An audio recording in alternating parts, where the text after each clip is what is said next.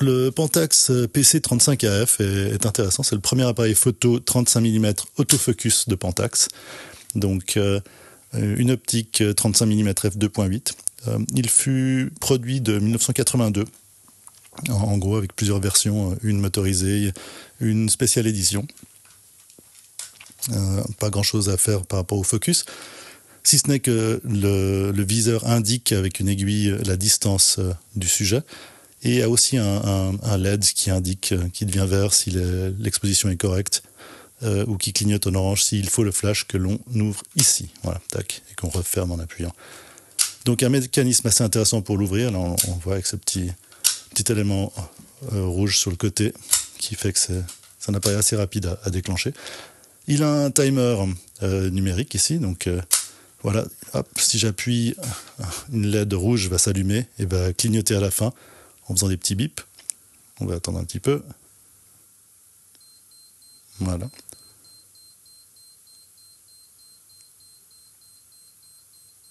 Et hop, on peut enlever le timer là. On a aussi la possibilité d'augmenter l'exposition de plus 1,5 en appuyant sur ce bouton. Sinon, pas grand-chose de plus. Le bouton pour libérer le film pour ensuite rembobiner, qui est là, toc, avec la bobinette, et le bouton pour les ISO. Donc on va aller voir quelques exemples de photos, puis on revient tout à l'heure.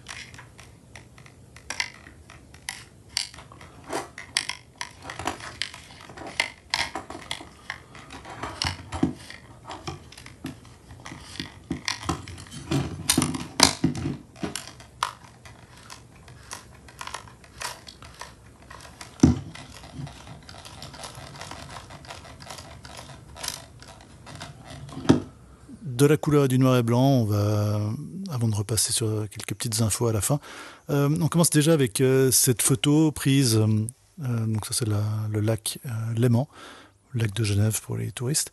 C'est fait donc avec un film qui est le Santa Color 100, c'est un film un peu nouveau, c'est en gros du aérocolor de Kodak mis dans des bobines par une boîte, une tierce boîte.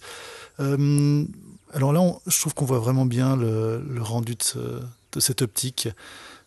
Non seulement l'appareil est vraiment très confortable à l'utilisation quand on l'utilise, il est facile d'accès. En fait, on prend bien en main, l'ergonomie est vraiment bonne. C'est vraiment un appareil qu'on peut utiliser à une main.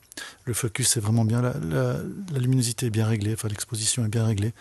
Et on voit vraiment ce rendu de cette optique sur ce Pentax. À nouveau, deux autres images. Alors, moi j'ai tendance à faire beaucoup de photos en portrait, pas en format panoramique horizontal, mais là à nouveau on voit le piqué de cette optique. Alors le film y est pour beaucoup aussi ici, mais je trouve que le rendu est vraiment très très bon. C'est vraiment un appareil que j'ai envie de prendre pour sa précision, son rendu extrêmement moderne. Et on va le voir avec un film noir et blanc aussi après. Donc une optique qui tape bien, qui a pas mal de puissance. À nouveau ici, là j'ai mis l'exemple de gauche, la photo est pas particulièrement intéressante en soi, c'est juste que, je sais pas, je trouve qu'il y a une ambiance bizarre, avec des couleurs bizarres. Enfin, pour un de mes travaux, j'avais envie de prendre cette photo, et c'est très rapide de le sortir de la poche, c'est très discret de prendre la photo.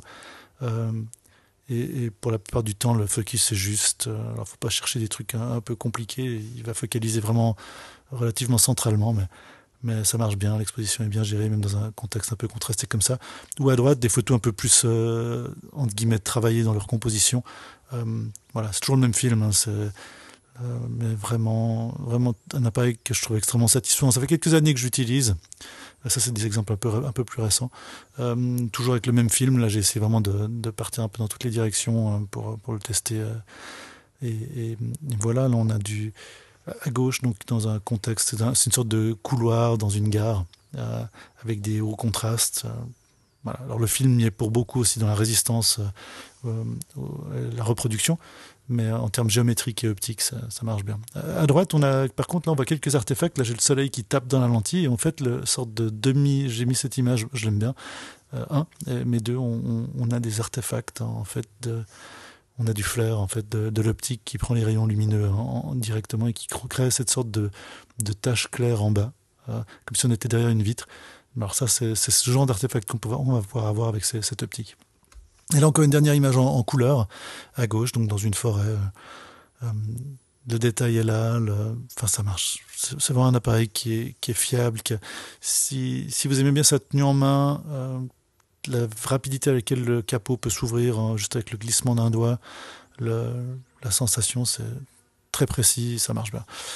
Après, là, on part avec du noir et blanc, alors un film grain fin et vraiment très fiable, T-Max 100 de Kodak, un classique. Alors là, c'est un film que j'ai fait il y a bien plus longtemps, donc avec des images, un détail d'une structure dans la ville de Genève, où ce pigeon m'amusait, enfin, le pigeon principal. Mais aussi, là, on voit sur deux autres photos, alors là, c'est vraiment plutôt les principes géométriques. Alors, outre le fait que le film à droite a été rayé lors du développement, c'est pas l'appareil qui a fait ça, on voit que les lignes géométriques, à droite, c'est l'Opéra d'Oslo, et à gauche, alors on voit la tour, une des tours du Barbican à Londres, ces grandes tours, je crois architecturalement classées à Londres, qui sont superbes. Là, on est devant le musée de Londres, qui va d'ailleurs changer d'endroit bientôt. Euh, c'est vraiment une optique vraiment qui a à tout faire, un appareil à tout faire, et qui marche bien un petit peu sous toutes circonstances. Et qui possède un flash. Alors là, j'ai mis deux images qui m'amusaient. C'était juste pour dire qu'on peut aussi l'utiliser. Je fais moins souvent ce genre de photographie, mais à gauche, c'est moi, donc pris par un ami photographe, et à droite, c'est cet ami photographe qui essaye un autre appareil que j'utilise souvent, qui est l'Olympus XA, en fait, que j'utilise d'ailleurs sur la première photo. Là, on s'est échangé les appareils. Mais je trouvais intéressant de voir que même avec un flash, il arrive à gérer certaines choses. L'autofocus avec le verre devant, là, visiblement, ça lui pose pas de problème, ou en tout cas, il s'adapte et il fait le focus au bon endroit. Je trouve intéressant ces deux images qui montrent que le flash marche plutôt pas mal. Et voilà, donc un appareil mais à nouveau, comme on le voit sur toutes ces images, le piqué est bon, la géométrie est vraiment bonne. Je pense que c'est un classique un peu méconnu, qui va probablement le devenir avec les années, car il est assez robuste aussi. Un joli boîtier, mais voilà. Donc ce Pentax PC35AF, un appareil photo assez intéressant, d'assez bons résultats comme on a pu le voir. Il avait l'option d'avoir une motorisation en fait pour le film. Donc c'est un élément que l'on rajoute, voilà, ça c'est cet élément-là, que l'on visse sur le côté. Donc je vais le mettre, donc on va tenter en tout cas. Hop, voilà.